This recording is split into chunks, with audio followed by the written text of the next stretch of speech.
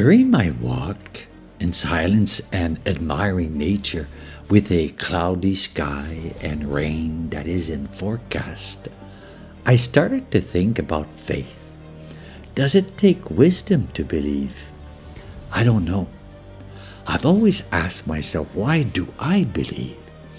There is so many contrary things around me in life that could confuse my thought, my beliefs.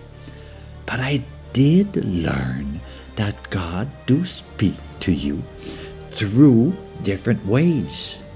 Silence is the key.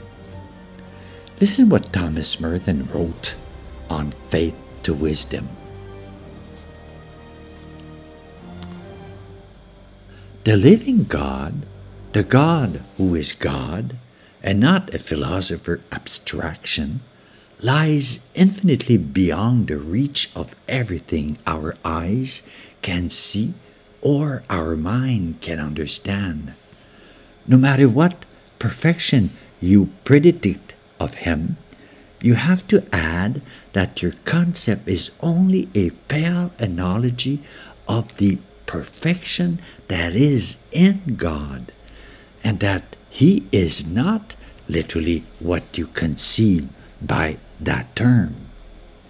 He who is infinite light is so tremendous in His evidence that our mind only see Him as darkness.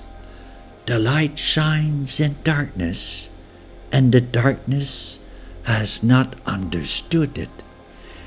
If nothing that can be seen can either be God or represent Him to us as He is, then to find God, we must pass beyond everything that can be seen and enter into darkness.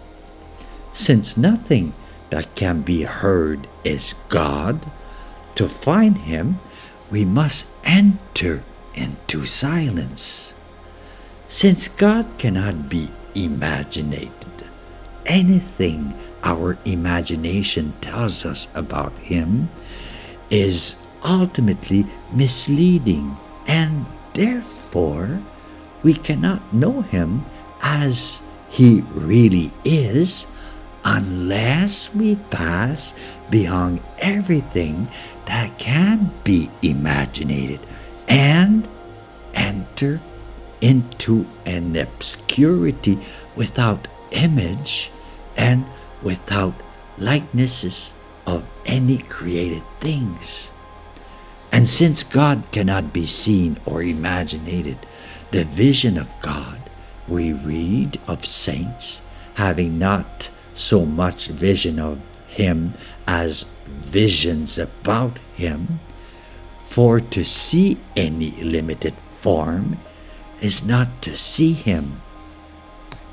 God cannot be understood except by Himself.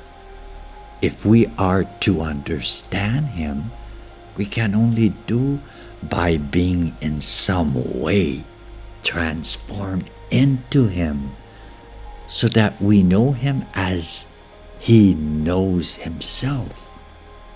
And He does not know Himself by any representation of Himself.